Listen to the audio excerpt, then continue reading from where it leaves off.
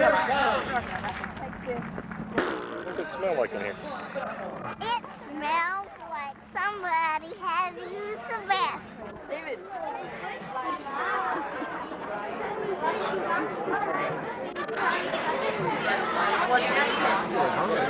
David, come here.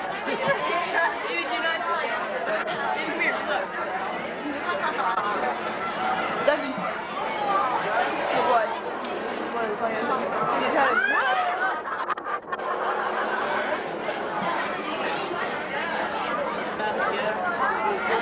Push him, that's right. No, I think I'll go back down. He's gonna fall down the steps.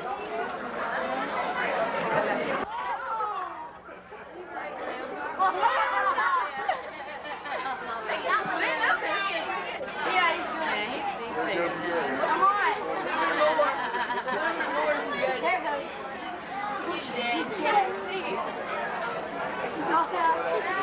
Oh, he's gone. Sorry. No, it's weird.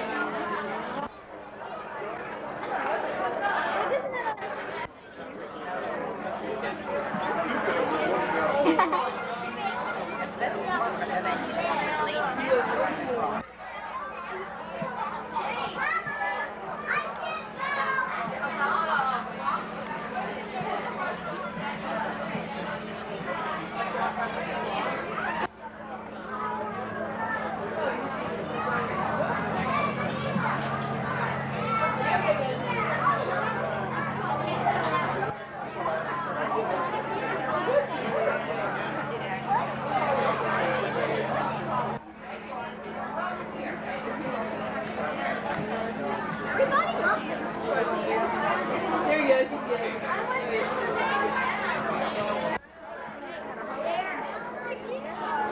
Oh, no, you too.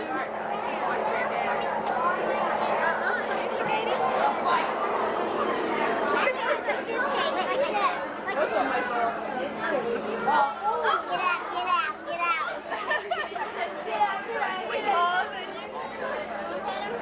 Tati, when my daughter was old.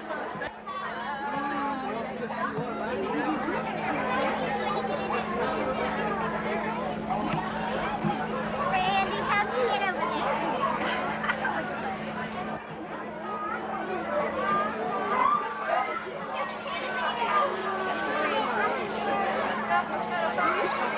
That's our street. Randy, put the camera up close. Put the camera up close to it.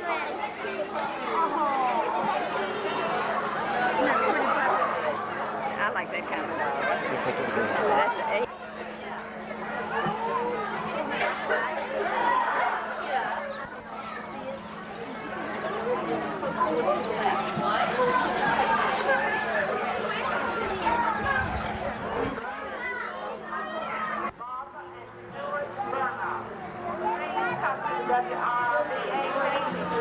Meet your son.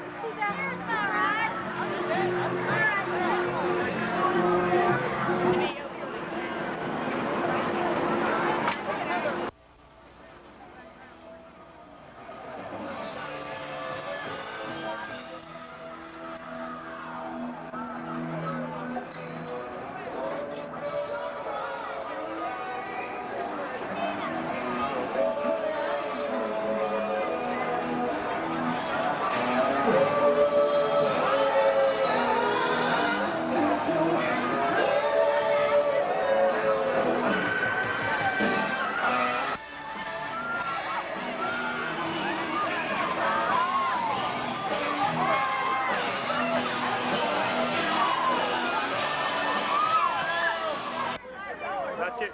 David, Katie, y'all get out of the way. Get out of the way.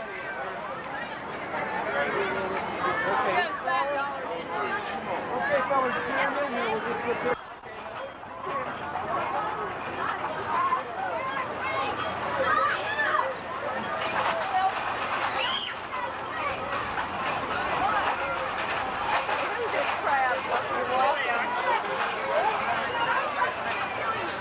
Oh, they walk up that far. Yeah, then you go through something else in the back.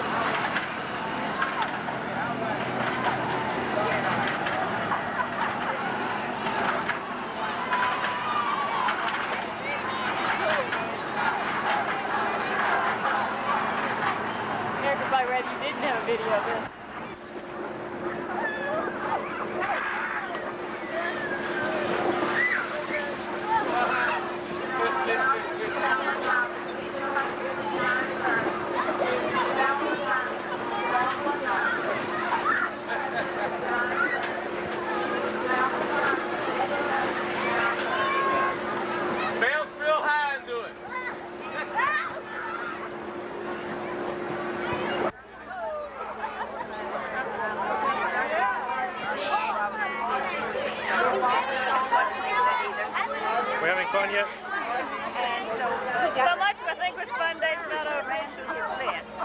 A list, a sheet. And he recognized one I had.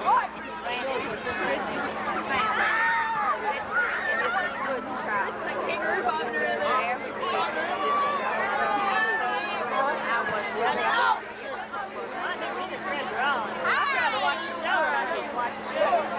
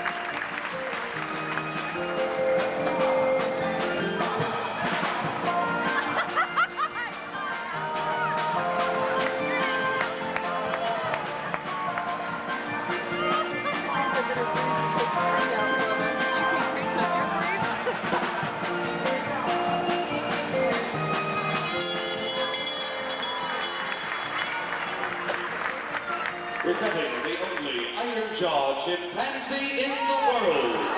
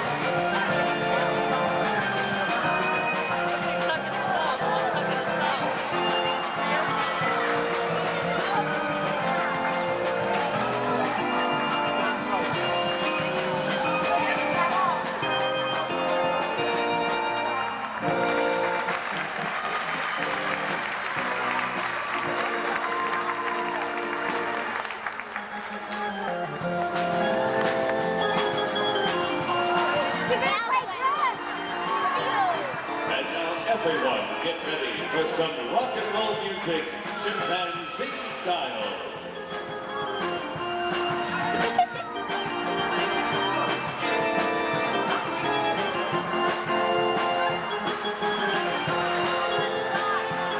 Oh, they're gonna blow a horn.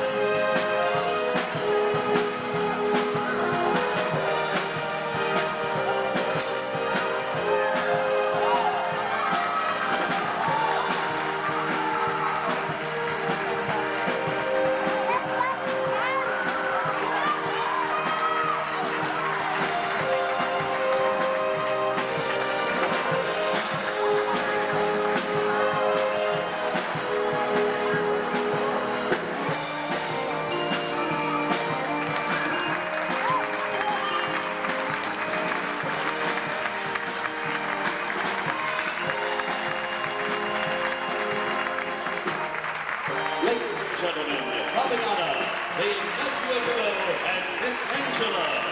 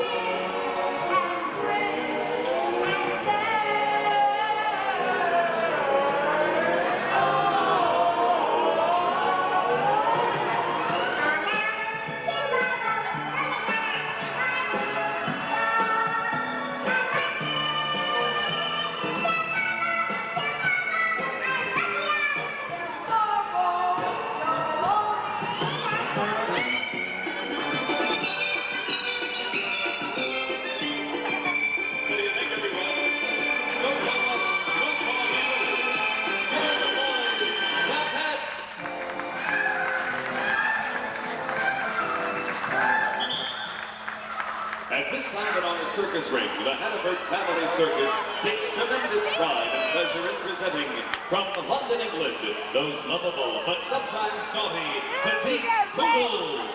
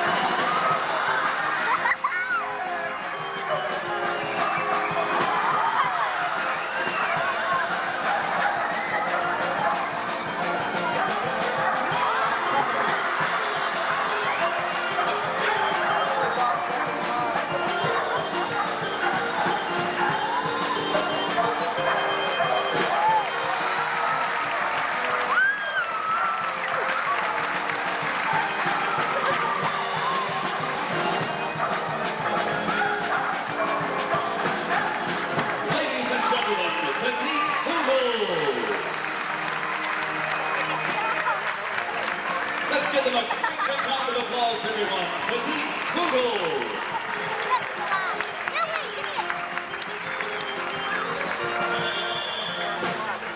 Once again, girls and boys introducing that magic.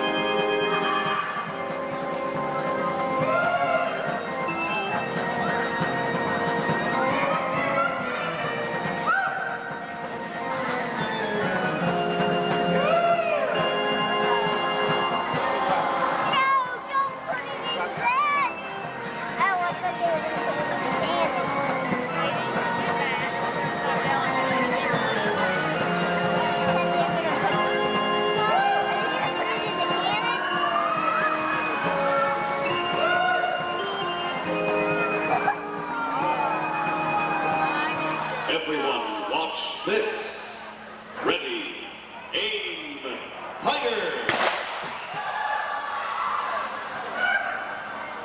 By golly, he made it! Ladies and gentlemen, girls and boys, bravo on the circus cloud!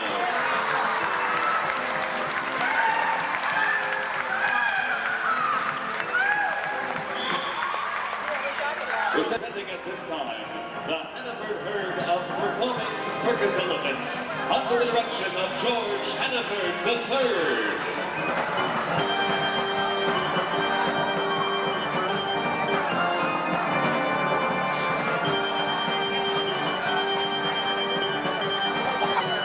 Our pachyderm salute you.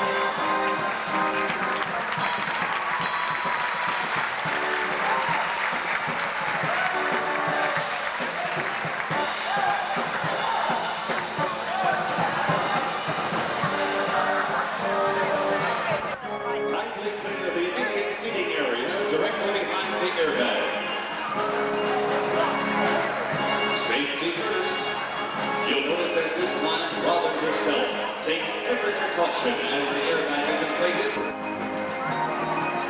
my God.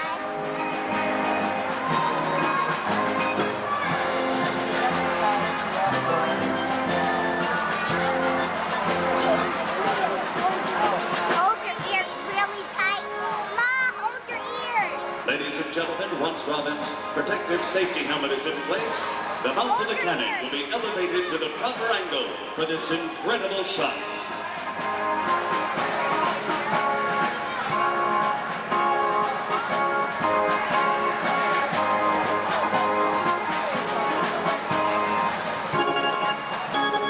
Ladies and gentlemen, your cooperation, please. Kindly stay right where you're at. Please do not walk behind the airbag at this time.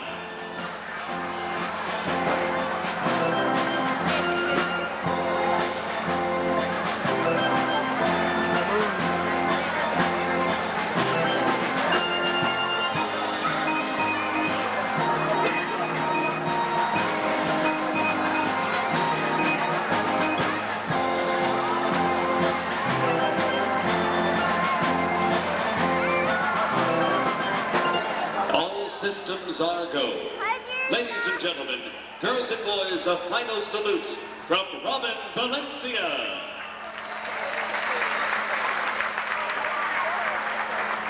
Now, silence please, as we await the signal for the final countdown.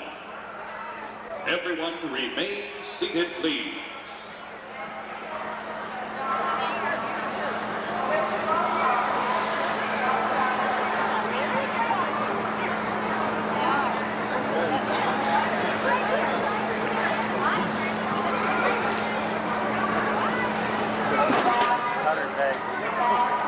Everybody count down together. 5, 4, 3, 2, 1, fire!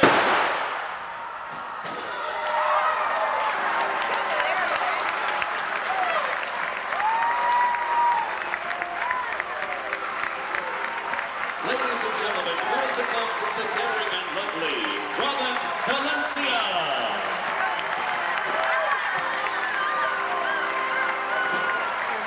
And now, please, before we say goodbye, it's time to... And she went Utah for the circus. It was great. What What do you think, Christy? No.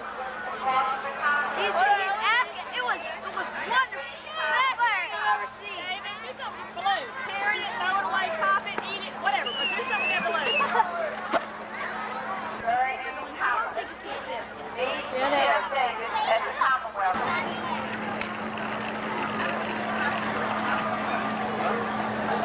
Yeah.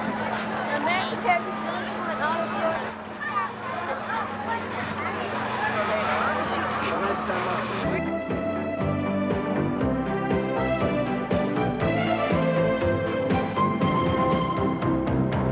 And now, for the Discovery Channel, Nancy Glass.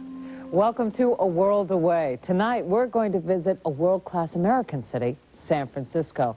It's known throughout the world for its originality, cultural diversity, sophistication, hills, and fog. In fact, because of the fog, the great explorers of the Pacific coast didn't even see the peninsula during their 16th century voyages. And it wasn't until 200 years later that Don Gaspar de Portola cruised into the bay for the first time. What he discovered was a jewel.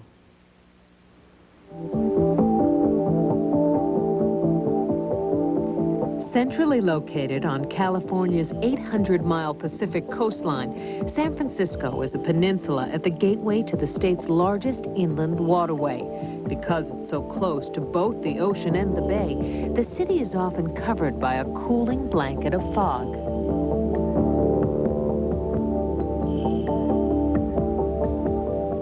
The beauty of the city by the bay has made it a popular backdrop for lots of movies, and the city itself was the star in this 1932 British release.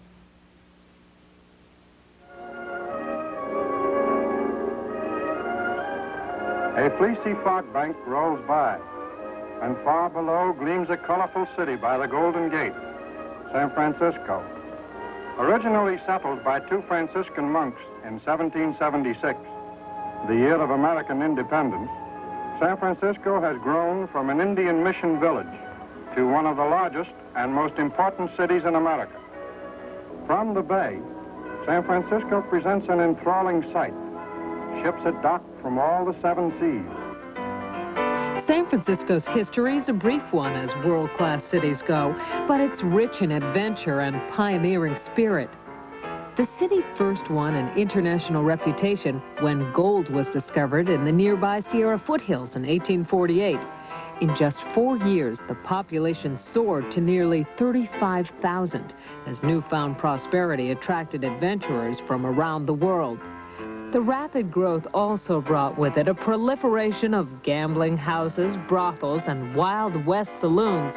Soon, San Francisco was being called the Barbary Coast. By the time the gold dust settled, San Francisco had become an international trade center and a major port of call. Approaching San Francisco by sea, visitors pass under the structure that has become the symbol of the city, the Golden Gate Bridge.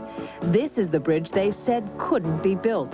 The waters here plunge to over 300 feet, and the winds have been known to reach gale force. Critics complain that even if such a bridge could be built, the need would never justify the cost. The man credited with overcoming both the elements and the critics was the bridge's chief engineer, Joseph Strauss. Along with grand vision, Strauss also had the ingenuity and expertise to turn his dreams into reality. Construction of the span began in 1933 and was completed 4 years later. It cost $35 million and the lives of 11 workmen. The brave souls who worked on the bridge brought home a whopping $11 a day, which was actually fairly good money during the Depression years. Some of them worked on both the Bay Bridge and the Golden Gate, like iron worker Alfred Zampa. A lot of times we're up high on the tower. Once in a while we have to go up in the tower and do this or that. We were up in the sunshine and we couldn't even see the deck from there so high. But it was nice sometimes, but most of the time it was miserable. But it was honest and the money was there and we were crazy to do it, so we loved it. You have to relax. If you can't relax, you're all in, don't do nothing. You have to forget about it. You've got to forget about falling. If you fall, you fall. You don't, yeah, I go, I go. We're a tough breed, different breed of cats. There'd be 150 men in the bottom of that tower waiting to go to work there, waiting for us to fall off or quit. A lot of them did quit. And not very many fell off, though. Although the Bay Bridge, we lost 25. By the time it was finished, the bridge had used up over 80,000 miles of steel cable, 100,000 tons of steel, and 25 million man-hours of labor. The 2 towers rise almost 750 feet above the water level and carry the weight of the 4,200-foot span. The bridge was formally opened to traffic on May 28, 1937, as dignitaries cut a gold chain with a torch and military units conducted maneuvers above and below.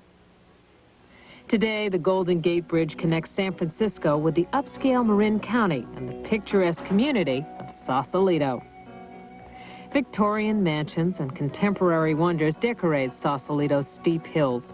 The downtown area is filled with gift shops, art galleries, quaint pubs, and romantic restaurants. Although Marin residents commute to San Francisco over the Golden Gate Bridge, others prefer a more relaxing water crossing. Ferries navigate the bay waters to and from the city several times a day and provide a refreshing change of pace to the traditional commute. Of course, once you're on shore, there's only one way to travel, the cable car.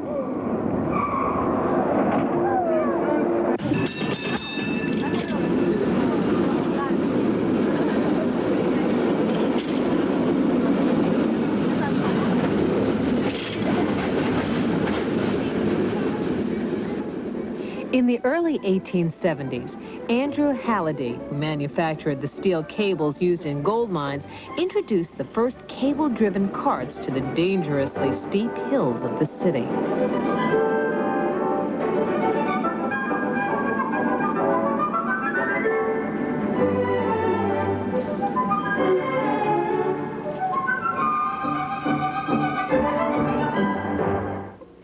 Inquisitive types can visit the Cable Car Museum on Mason Street, which provides a fascinating array of memorabilia and a chance to inspect the highly technical innards of the system. San Francisco's cable car system has remained basically the same since it first opened. But tourists and locals alike still admit to a tingle of excitement when they climb aboard one of these handcrafted wooden cars. Each car is operated by an engineer called the gripman, who's responsible for engaging and releasing the car's grip on the underground cable, which is constantly in motion. The gripman also entertains his passengers, playing sparkling performances on the car's rooftop bell. In fact, once a year, a bell-ringing championship is held to find the most talented performer from among their ranks. Gripman Carl Payne has just about retired the trophy, winning the championship 9 times in 11 years. And it's a nice little contest. We really try hard to see who's the #1 bell ringer. And some of the little things which I've probably played over the years are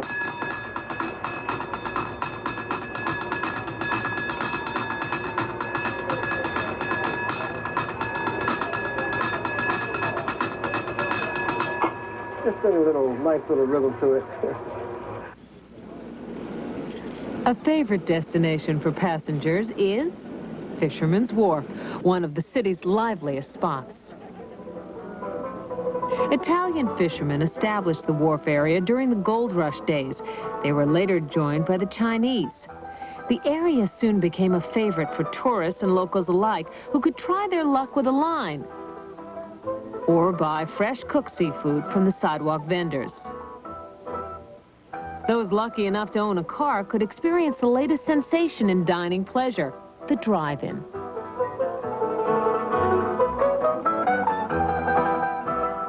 Today, vendors still hawk their seafood delicacies, and the most popular catch is still Pacific Dungeness crab.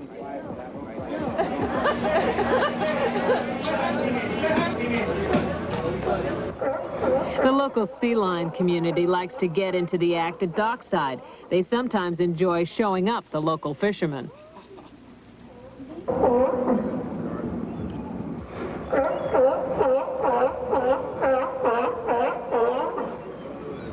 You can sample San Francisco's world-famous sourdough bread fresh out of the oven. It'll go well with the cracked crab you get at Harborside. Pier 39 opened in 1978, but in a short time it's become a favorite stop for tourists. About 70% of the wood used in the construction was recycled from old piers and waterfront sheds.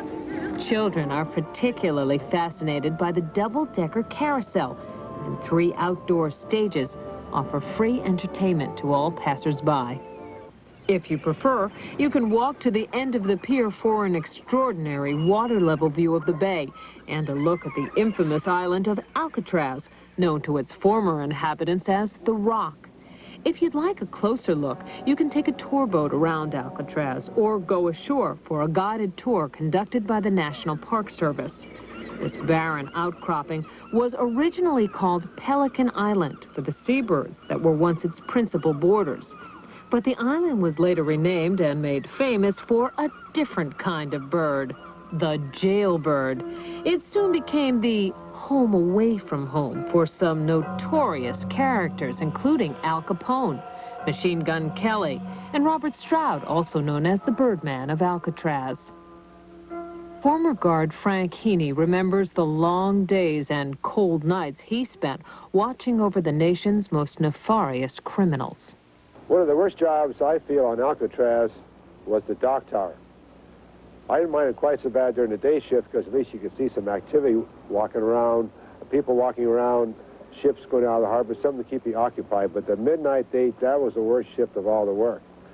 We had a good rack of guns. We had a Thompson submachine gun, 30-06 rifle, 30 caliber rifle, tear gas gun, and a 38 revolver. We also had a lieutenant walking around with a flashlight.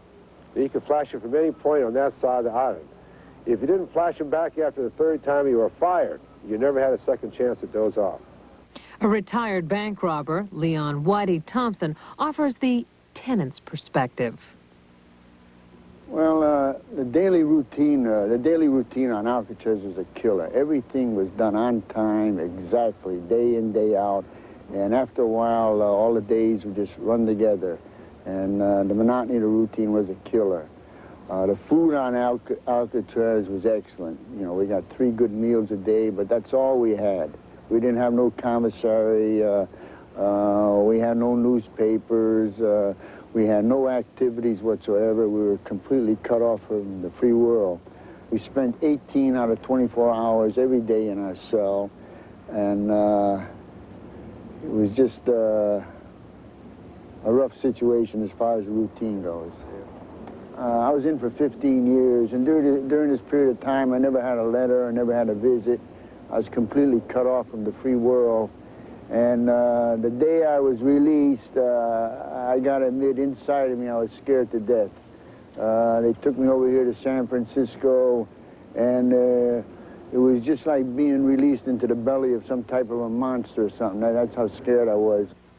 But there were other full-time residents as well, including prison staff and their families who commuted to and from San Francisco by boat. Jolene Babiak, the author of Eyewitness on Alcatraz, spent the major portion of her childhood on the Rock. Living on Alcatraz is very unique. A lot of people have asked me or have said, you have a weird childhood, and I really don't feel that it was weird. My childhood was quite normal, but living on the island, of course, was very different. There was always the possibility that we would see Machine Gun Kelly or, you know, a creepy Carpus or Basil the Owl Banghart or whatever. Generally speaking, we didn't see any of the famous prisoners, and of course Al Capone was dead by the time I lived on Alcatraz, and Robert Stroud was safely in his cell. We didn't see the famous prisoners, but we did see prisoners, and that made it very unique. In its day, Alcatraz earned a reputation that was far tougher than any of the criminals who ever graced these cells, a reputation that survives to this day. Undoubtedly, the island's most famous prisoner was the so-called Birdman of Alcatraz, Robert Stroud. He was a convicted murderer who was sent to prison in 1909 and spent the rest of his life, 54 years behind bars, including 42 years in solitary confinement. During that time, he began taking university extension courses and became a self-taught ornithologist. That's what earned him the nickname, the Birdman. Well, some of his research was smuggled out of prison, and his book on bird diseases was published in 1942. It remains an important contribution to the scientific literature today. Stroud's life was dramatized in the film The Birdman of Alcatraz, starring Burt Lancaster. When we return, we'll take a look back at the first and probably the worst earthquake that ever hit San Francisco.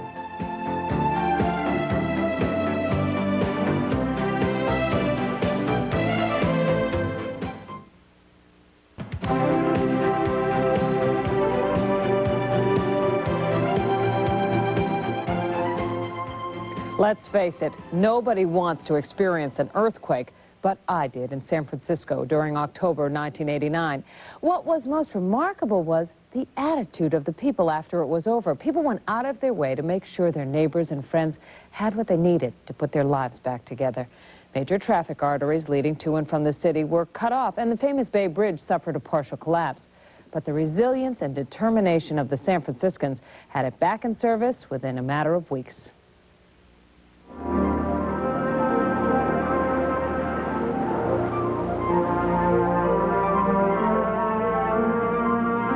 Even though it isn't nearly as famous as the Golden Gate Bridge, the San Francisco-Oakland Bay Bridge rivals its neighbor as an achievement in engineering. This 8-mile-long double-decker is actually a series of 3 bridges and a connecting tunnel. Since it opened in 1936, the Bay Bridge has served as the main artery linking the city with the East Bay. A glittering necklace of lights was hung in 1986 and embellishes what was already a breathtaking waterfront skyline. But day or night, this is one of the most recognizable panoramas in the world. Because land is so limited, newer construction tends to go up rather than out. These modern monoliths include the headquarters of financial empires that influence trade everywhere on the globe. The competition to be on top is reflected in the constantly changing skyline.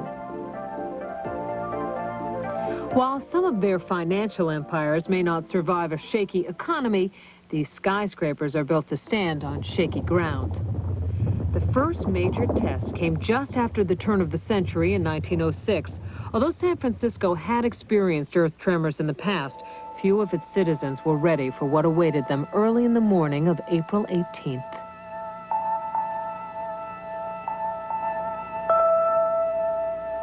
The earthquake hit just after 5 in the morning. It lasted less than a minute, 48 seconds to be exact. But the fires the quake ignited lasted 4 days. Chinatown was completely destroyed, and the opulent splendor of Nob Hill was reduced to mere rubble. When the damage was finally calculated, more than 28,000 buildings had been leveled. Soldiers on horseback from the Presidio had to forcibly evacuate endangered areas. They often had to deny the residents from saving treasured belongings. Dynamite was used to demolish homes and storefronts, creating an endless pile of rubble along Van Ness Avenue, which acted as an effective firebreak. It was only through these efforts that many irreplaceable Victorian homes were spared. These famous painted ladies, located on Alamo Square, are among those that survived. They've since been dubbed Postcard Row by photographers. Another landmark building that survived the Great Quake is the ferry building at the foot of Market Street. Ferries were used extensively during the evacuation of earthquake victims. Tens of thousands of homeless refugees fled from the burning city to the safety of the East Bay. Built in 1898, the ferry building's 240-foot clock tower was once the tallest building in the city, and until the Bay Bridge opened, this elegant station was the second busiest ferry terminal in the world.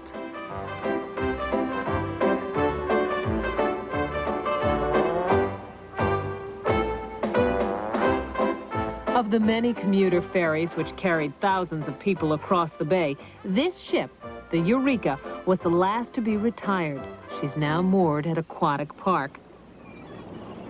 In 1951, Aquatic Park became the home of the National Maritime Museum and now features model ships, photographs, and other memorabilia from San Francisco's nautical past. The Maritime Museum's floating exhibits are popular with history buffs and sailors alike. The Hyde Street Pier, where 5 of these ships are moored, is itself a former passenger ferry slip.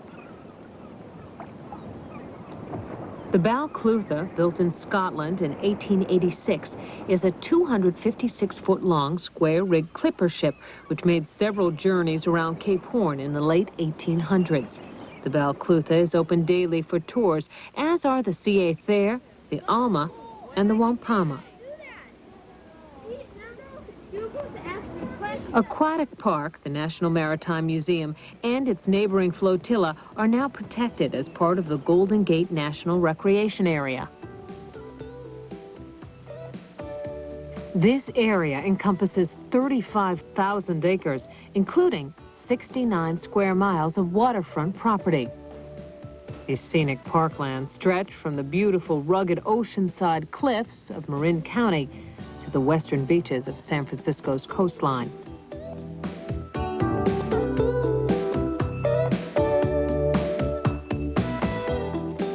The area is also the starting point for a scenic, paved 3.5-mile walk along the Golden Gate Promenade. It allows you to take a pleasant stroll along the bay shore to the foot of the Golden Gate Bridge.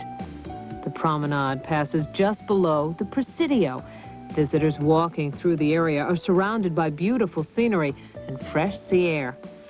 Just under the Golden Gate Bridge, at the end of the promenade, is Fort Point. The bridge actually had to be redesigned in order to preserve this historic relic.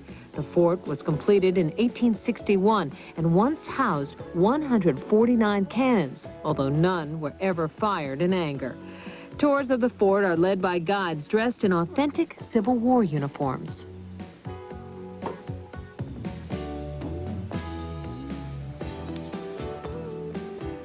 Further along the coastline, past the Golden Gate Bridge, is Baker Beach. It's a popular spot for beachcombers and a great vantage point for picture takers as well. Near Baker Beach is a beautiful spot that's often overlooked by visitors. It's called Land's End, and it's a true wilderness area. The natural preserve is great for hiking, and you'll also find the most breathtaking views of the Pacific Ocean and the Golden Gate.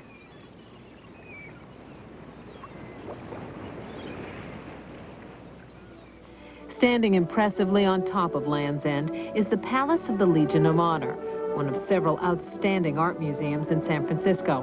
In fact, the building itself is a work of art, created as an exact replica of the Legion of Honor in Paris. The construction of this pillared marvel was made possible by a donation from the Spreckles family, who made an immense fortune in the sugar trade. You can find one of the original bronze casts of Rodin's The Thinker in the courtyard, along with an extensive collection in the building itself.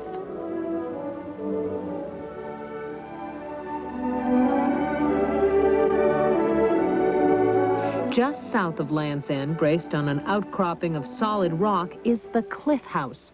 Inside, you'll find a restaurant with an ocean view and several gift shops. Visitors can get a great view of nearby Seal Rock and watch its residents relax after a swim. To the south lies Ocean Beach, a 4-mile wind-blown stretch of sand that takes a constant pounding from the Pacific Ocean. Fearless surfers challenge its unpredictable currents in chilly 55-degree waters.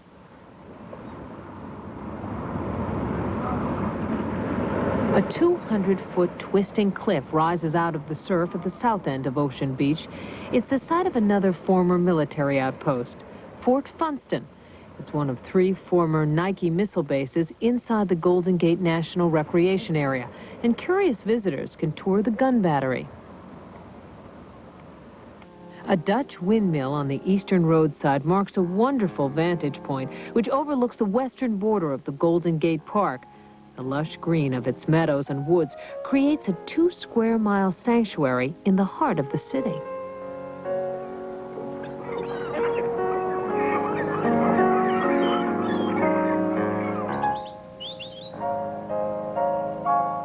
Seeing the park today in its developed state, it's hard to imagine that the area was once just a series of sand dunes. Credit for the reclamation of this land belongs to a tenacious Scotsman by the name of John McLaren. As park superintendent, McLaren had to battle not only the elements, but also local politicians in order to nurture his municipal garden and transform it from a barren wasteland into an urban Eden. During his 56-year tenure, McLaren was responsible for planting well over 1 million trees. That's why today, Golden Gate Park is an uncommon oasis for anyone who needs an escape from the normal crush of city life. The Conservatory of Flowers houses a striking collection of tropical plants and flowers. This classic, handsome greenhouse is the oldest building in the park, having survived the 1906 earthquake.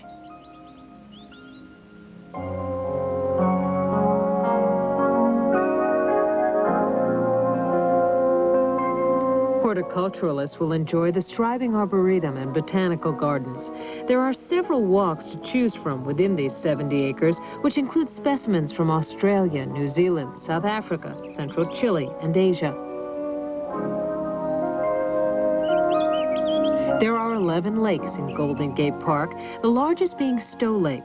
It's a great spot for a picnic, and there are boats you can rent if you feel like floating a bit.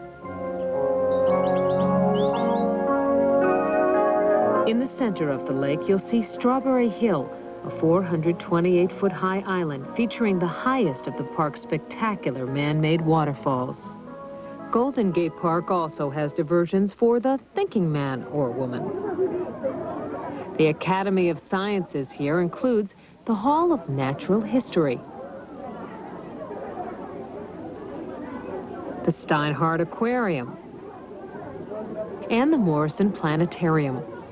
Children can take science into their own hands at the California Tide Pool, and everyone seems to enjoy being entertained by the dolphins at feeding time.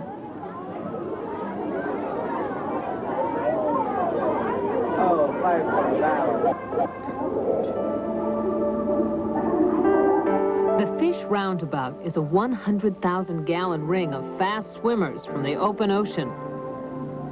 A living coral reef provides a colorful look at tropical water life in its natural environment. Wild California features amazing life science displays called dioramas, which combine the expertise of biologists and Hollywood special effects teams to produce a remarkable degree of authenticity, making the Academy of Sciences a magnet for visitors. Now, almost from the beginning, San Francisco has had the knack for attracting folks who pursue what we like to call alternative lifestyles. The city was a hub of the beat movement in the 50s and the center of the hippie universe in the 60s. It was then that the tiny Haight-Ashbury district became a universally recognized address, and a small-time journal first made its appearance. Although it's no longer published in San Francisco, Rolling Stone magazine is one of the few counterculture icons to survive into the 90s. When A World Away continues, we'll go to Chinatown, San Francisco's most popular ethnic community.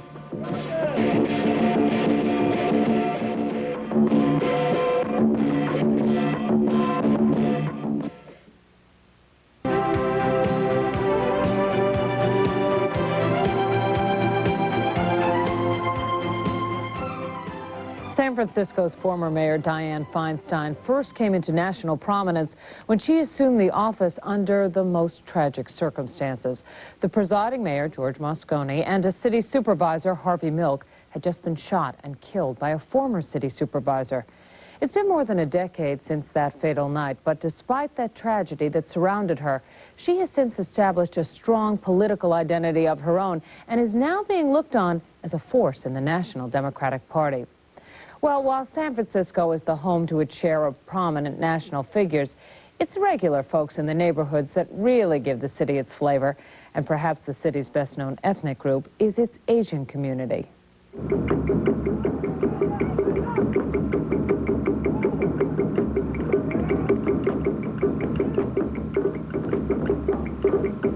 While San Francisco is often thought of as the gateway to the West, the city is also the gateway to the East, the Far East.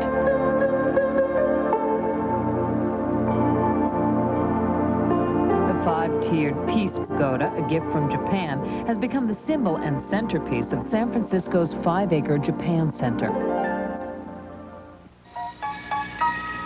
But the most famous Asian neighborhood in San Francisco is its Chinatown. The Dragon Gate on Grant Avenue provides an exotic passage into the heart of Chinatown.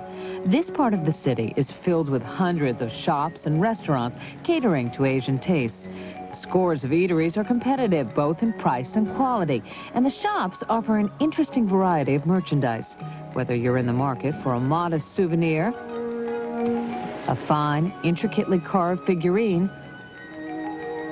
or furniture crafted in the ancient technique. An annual highlight is the Chinese New Year's Day Parade, held each February.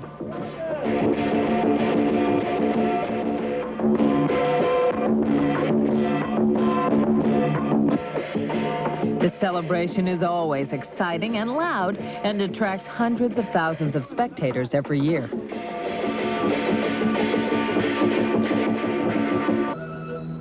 But any time of year, Westerners can enjoy the best of the East in Chinatown.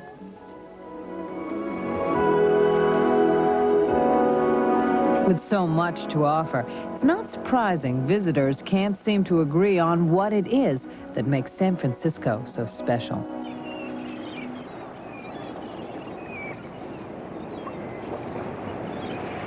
Aside from the weather being absolutely wonderful, no matter where you stand in the city, if you turn around 360 degrees, everything you look at is just beautiful. I like everything I've seen so far. I like that view. It's just fabulous. You couldn't put your finger on it. It's just marvelous. It's so different and so diverse. It's fabulous. Love it. I like coming here to see all the people because they're really different and they're cool. It's like yeah. You can come here and get styles from them, and you can go home and try it and you'll like it. Well, I think the best thing about San Francisco is the fact that there's so many environments, so many things happening here all the time. It's a wonderful place for taking the children and visiting the museums, the wharf down here, the many exhibits that are available.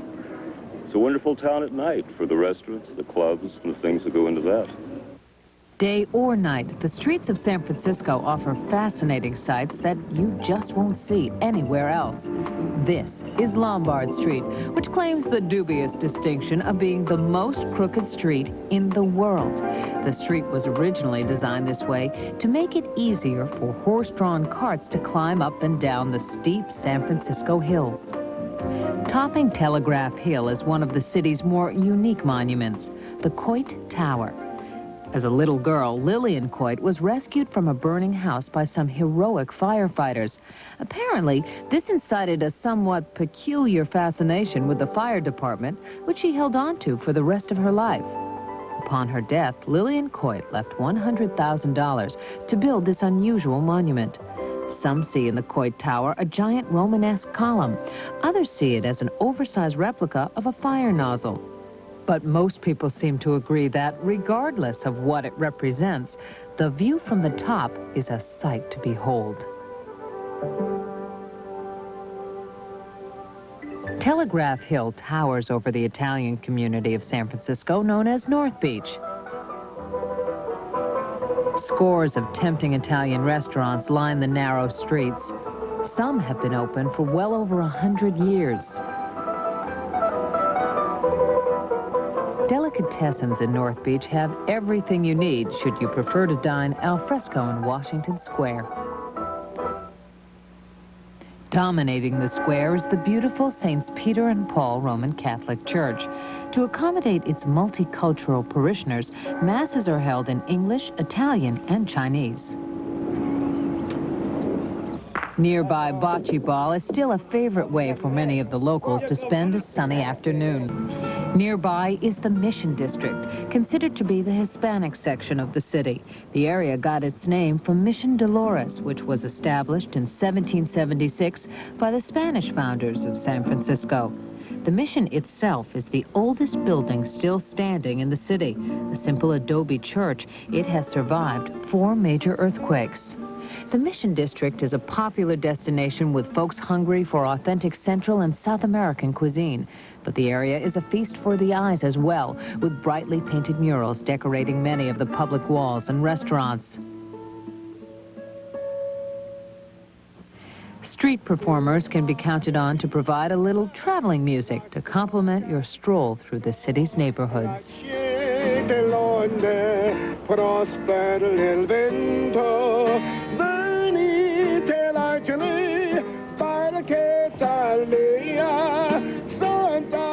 That's the flavor of San Francisco. There have been some fairly well-known musicians who have graduated from the streets of San Francisco and have gone on to fame and fortune. The Grateful Dead, Grace Slick and the Jefferson Airplane, Bobby McFerrin and Huey Lewis, just to name a few. When we come back, a side trip to the Napa Valley can mean only one thing: wine.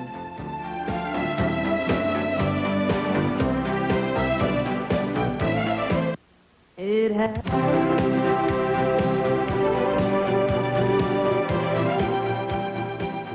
San Franciscans don't just look on their antique cable cars as a cute tourist attraction. They use them to commute to work or get around town when running errands or shopping. Union Square is one of the shopping areas that attracts a lot of people. It's where you'll find Maiden Lane. That's a small street with some of the city's most fashionable shops. But like everything else in San Francisco, the shopping changes with the neighborhood. Shoppers turn their attention to some of the world-famous shopping areas, like the Cannery, the Anchorage, and Ghirardelli Square. The oldest and most prominent is Ghirardelli Square. These beautifully refurbished brick buildings were originally built in the 1860s as a woolen mill. The complex later was converted to a chocolate factory by Domenico Ghirardelli. Converted to their present use in the 1960s, they now include specialty shops, restaurants with fabulous views of the bay, an ice cream parlor, and of course, a chocolate lover's heaven. 1 block east is the house that Irish coffee built, the Buena Vista Cafe. On the weekends, the busy but always friendly barkeeps dispense over 1,000 of these drinks a day. Just across the street, crowds often circle the Hyde Street cable car turnstile, but few ever mind the wait. There are some 5,000 restaurants in San Francisco, so the only difficulty in dining out is making a choice. Nor is dining limited to the land. Brunch and dinner cruises, along with the fresh sea air and a glass of wine, can make a meal on the bay a memorable occasion.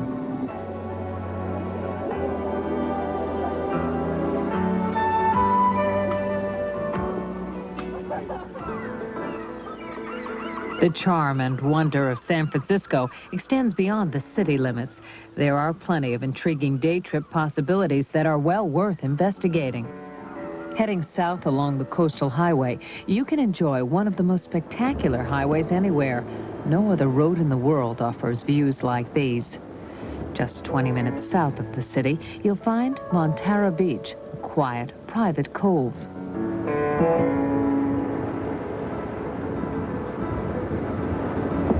A bit further down Highway 1 is the rustic little hamlet of Half Moon Bay. Small shops and restaurants line the sleepy Main Street.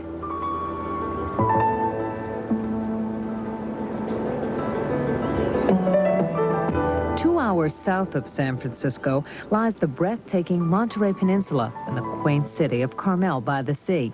Here you'll find the famous boutiques and nearby the world-class golf courses of Pebble Beach and Spyglass, home of the AT&T Pro-Am. In the Monterey Bay Aquarium, you'll be able to inspect one of the largest living collections of marine life in captivity. Standing at the bottom of its 3-story high kelp garden is about as close to scuba diving as you can get without getting wet. This tank holds over 300,000 gallons of seawater and is home to over 5,000 sea creatures. Other exhibits feature marine life rarely seen by man.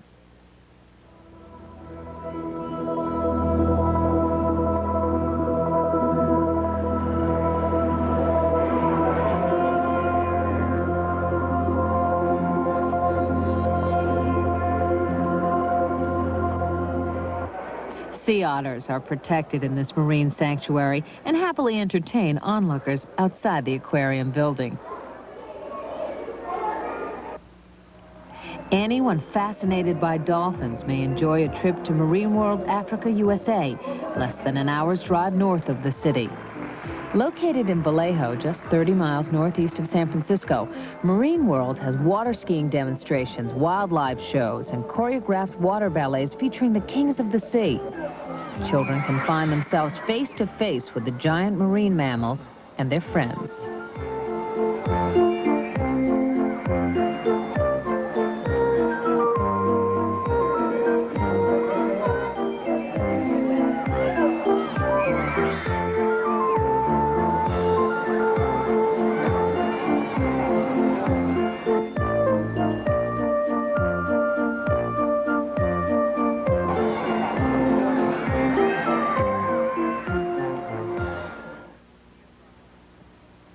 Nearby the Napa Valley is a wine lover's paradise. America's premier vintners are easily reached in a single-day excursion from San Francisco. Most vineyards offer educational wine tasting tours and picnic areas for a relaxing moment in the California sun.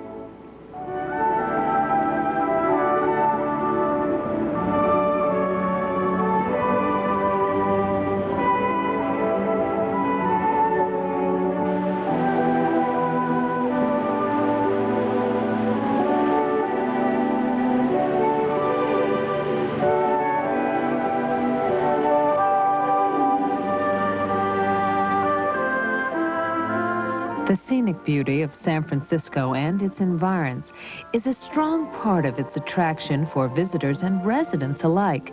But beyond the landscape, the city by the bay radiates a warmth, charm, diversity, and friendliness rarely found in cities its size. It's no wonder that so many visitors leave their hearts in San Francisco. Or as Rudyard Kipling once noted, San Francisco has one drawback: it's hard to leave.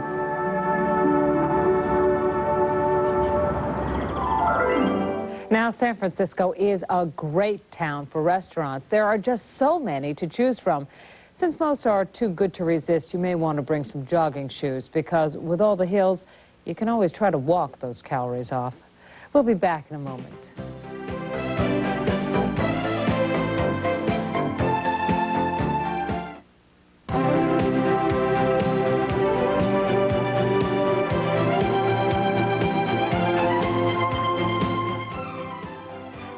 for joining us tonight. I'm Nancy Glass for the Discovery Channel. We hope to see you next time, A World Away.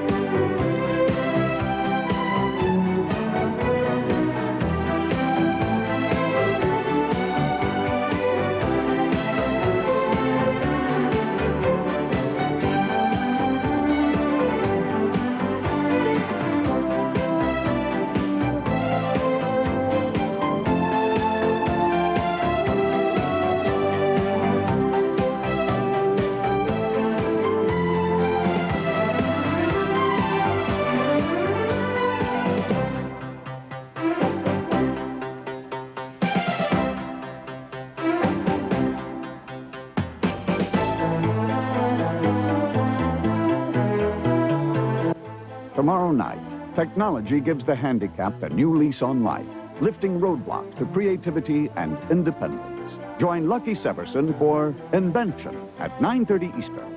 But now, Wild Thing in Africa.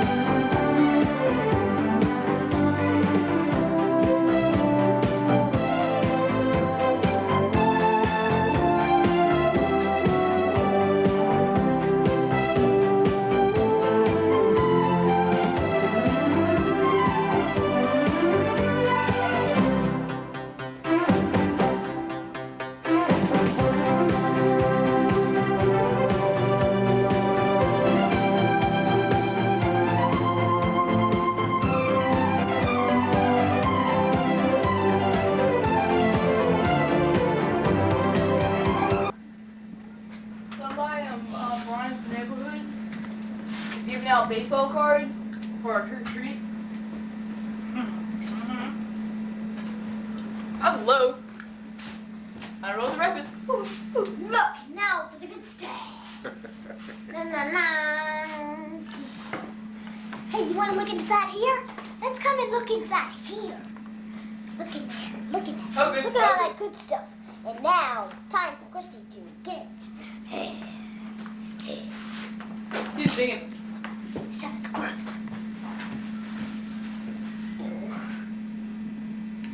Ding dong, look at dead. What kind of face was I drawing? I don't. I am. An Eric face? No, that'll be too ugly. How about a Christy face? No. No, that'll be too ugly too. Daddy. Sucker. I was getting ready to say shut. Oh. Hi, I'm drawing. Carl. I'm Carl. Ever been to the slaughterhouse, Carl? It's fascinating. 1 minute, moo. Another minute, sushi. All right, draw. Urkel. No. Oh, shoot. Erase that. Shoot,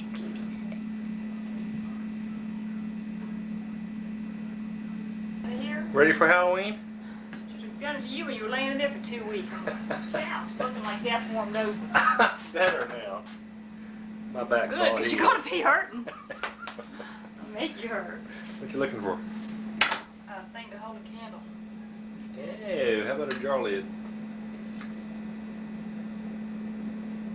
Turn the camera off, Randy. Huh.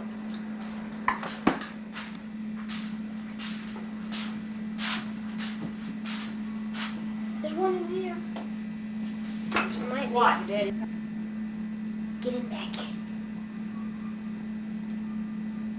She's getting me back at. I don't need a small knife for that.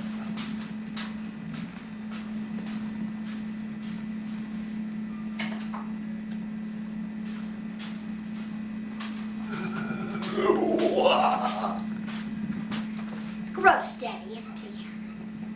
Stupid. He's silly, too. Oh, good.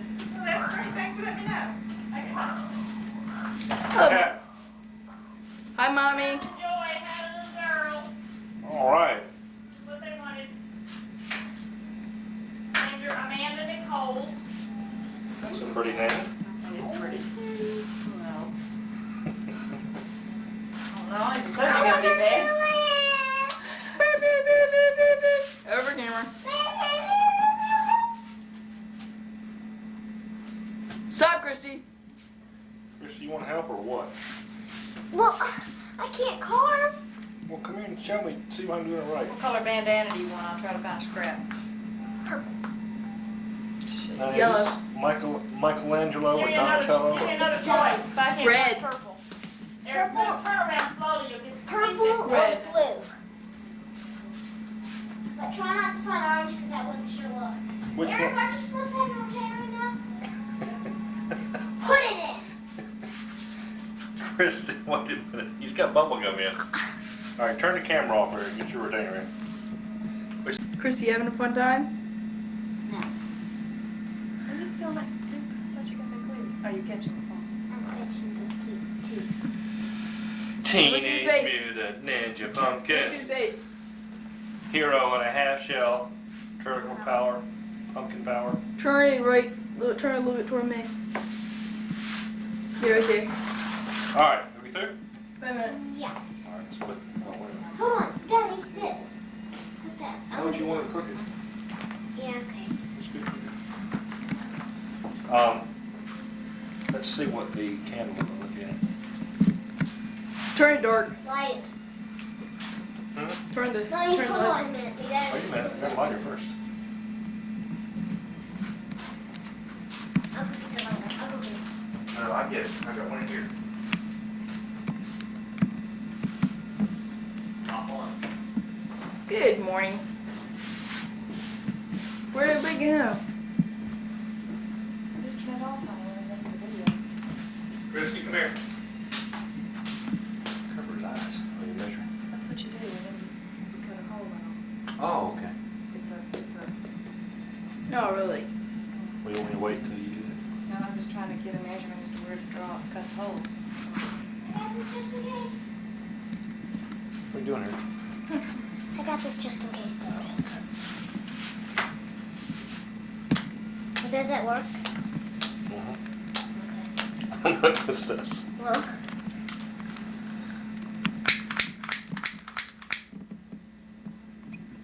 Told you my idea was good. Blow it out. Turn the lights off. Hmm? Turn the lights off. Eric, that doesn't do what that lights does it, not Daddy. Yes, Christy, do Wait a minute now. Times. Turn it back on for a minute. Mommy's measuring. Is this supposed to be on the side like that? Yeah. No, it's covering the nose. I know, I mean, is this supposed to be on the side? Great pencil you found. I know, isn't it?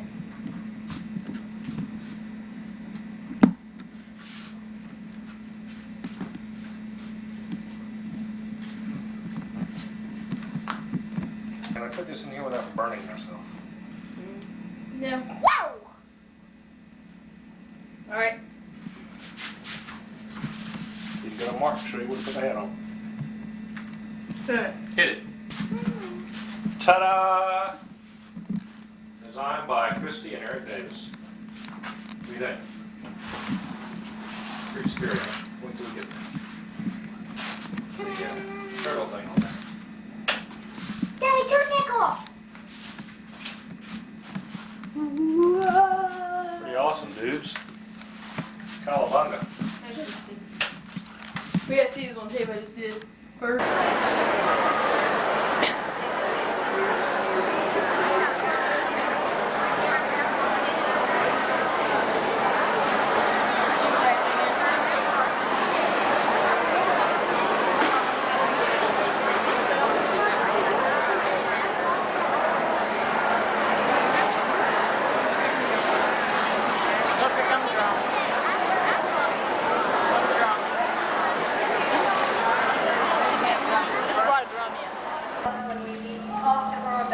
are happening in our particular choruses, not only choral, but band and strings as well.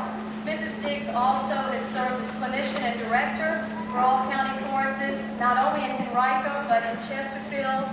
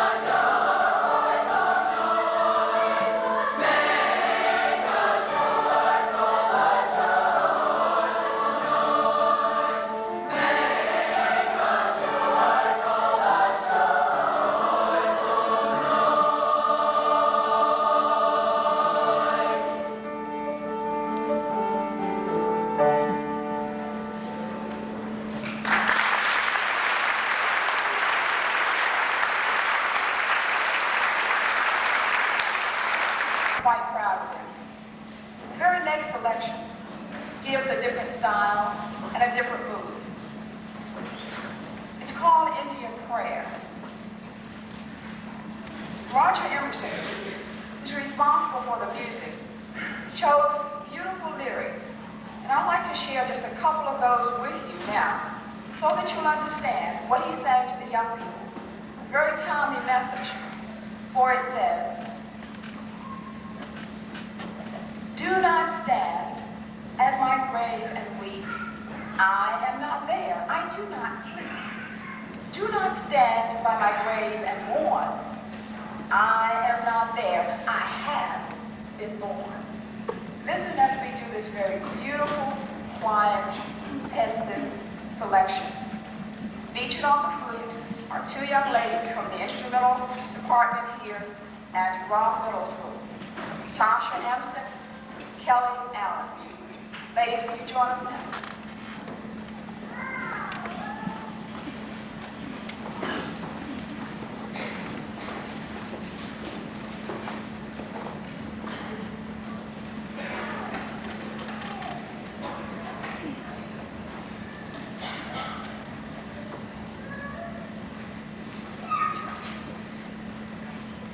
And now, Indian Prayer.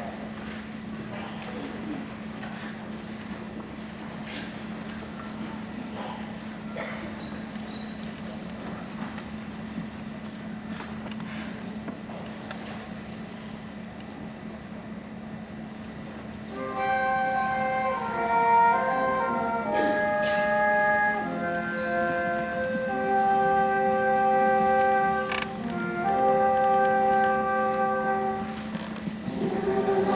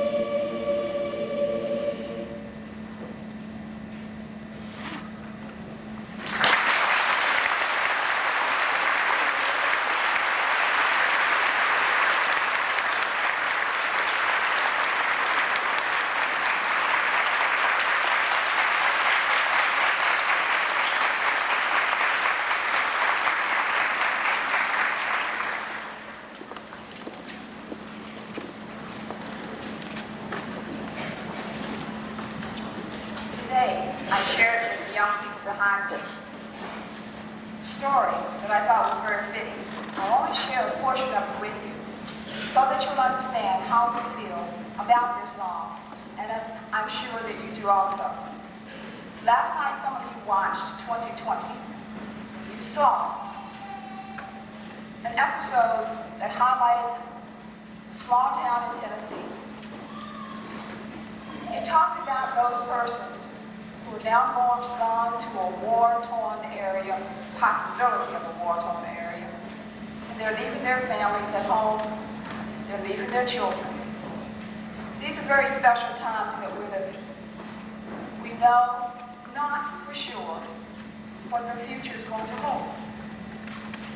It makes us all very proud to say that we are Americans, but especially this time of year. For the episode last night, a gentleman was asked by a reporter, "Where are you going? Aren't you afraid?"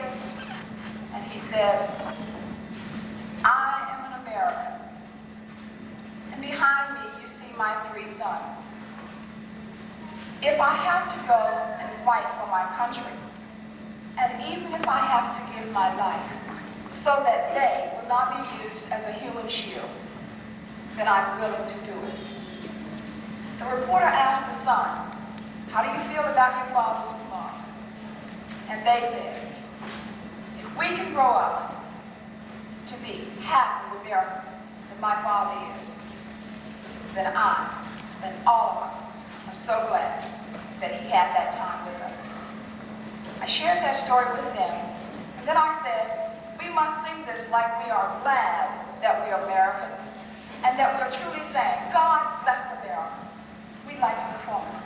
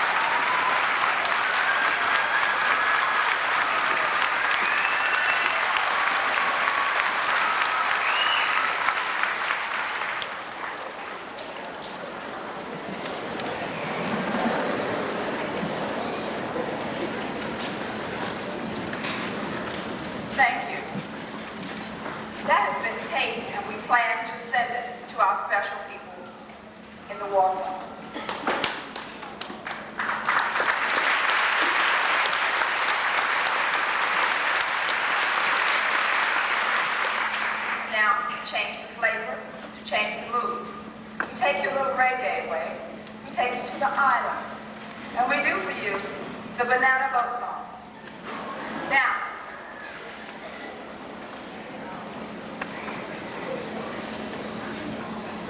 the song will feature Keith Cable on the go-go bell, a young man who is an outstanding instrumentalist at Marana High School. I have all these schools that I have to work with, and I love it. All right. Keith volunteered, and his band director said, "You've got a good one." You'll see what I mean in just a few minutes. We now do for you the banana boat song.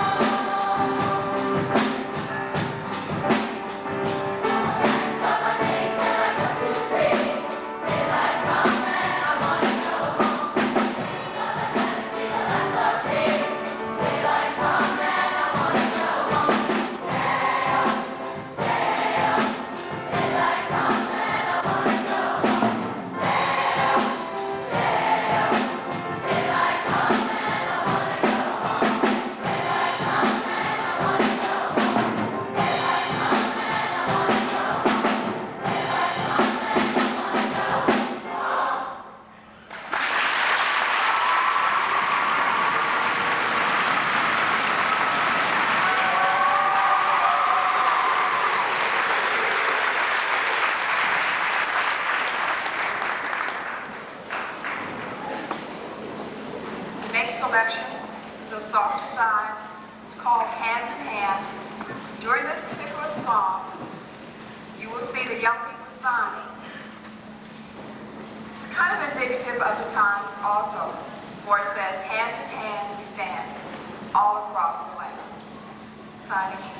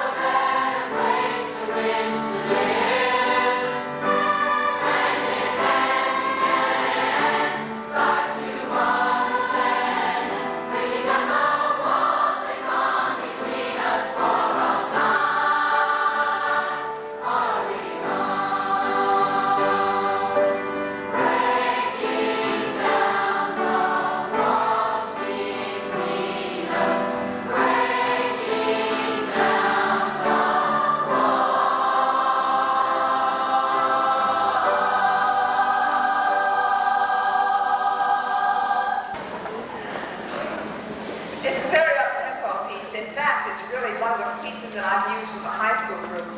But I thought that they were such wonderful folks to work with, and they were well trained, that we would try this piece. Before I go on, I have to say to Brenda, to Mr. Blair, to Susan, thank you so much. It's been a pleasure to be with you. And now, feeling alive.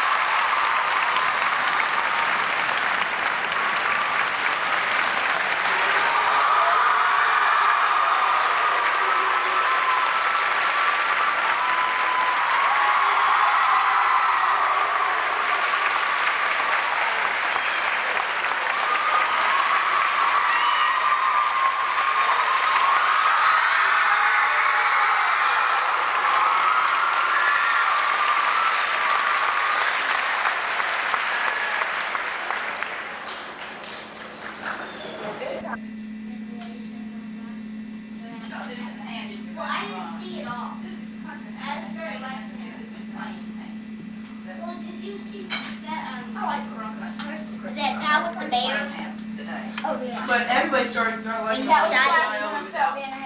gravy on these? David, gravy on Yes, ma'am. Hello? We haven't gotten started. We gotta hurry up and catch up. Well, don't worry on David Jackson. Hey, get me. Here. You're on TV. So, how's you waited? Everything's What else? Stuffing.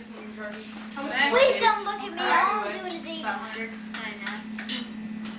What's for dinner? Yum, Yum, yum. Do you mind? Shut up. 2 digits again, Eric. Shut up. Okay. Hi, Mom. You can wait me upstairs. Here, I'll say what's for You can wait dinner. yourself upstairs. I don't go there near I'll stairs. probably outweigh you. Tomorrow. I'm going to tomorrow. Either that or the same. Boy, I'd like to eat some today, but I've already lost 50 pounds. I don't want to run it now. Dang. How was you lost some pretty You all wish. right, Jane? Yeah. When did Dale get in town? About an hour ago. Last night, about 7. Whenever it was last night. Say hello and he'll go away. Oh, I hadn't said anything I don't want on camera, I don't think. No, I was Yeah, just take it from the neck up. Yum, yum. I like a whole lot different one. This is it, take it later. Eat some, Uncle Ron. We went downstairs. I can't think about that either. All right. What a beautiful table. Very comfortable. Sure is. Isn't it pretty? Pretty ruined this. Never I've got watched picture of it. Did you see Matt over there?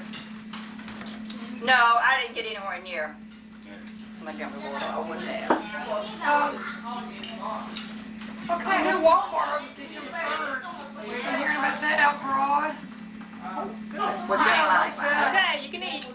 December Trump 3rd. Road and Broad. We saw it one day. Y'all doing okay in there? Y'all doing okay in there? You want Is that door closed all the way? Oh yeah, it'll close one way or the other. We just take it off the hinges. Okay.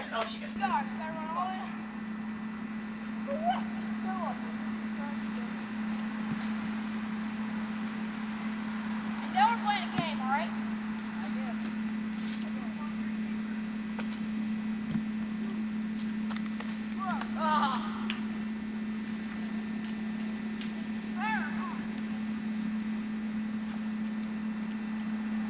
I can throw better.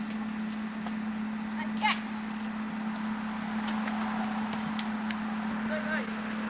Ow. Where'd you get this ball? Huh? Where'd you get this ball? Your head? Chase. It's a fine ball. There's nothing wrong with the ball.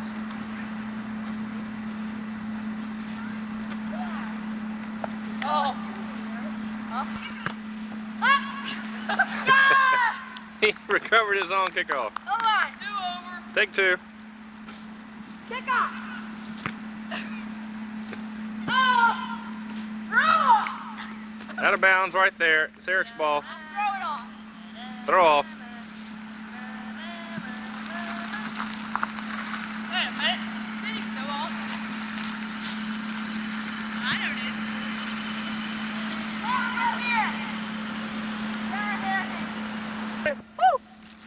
Time out. Time to clean the shoes off.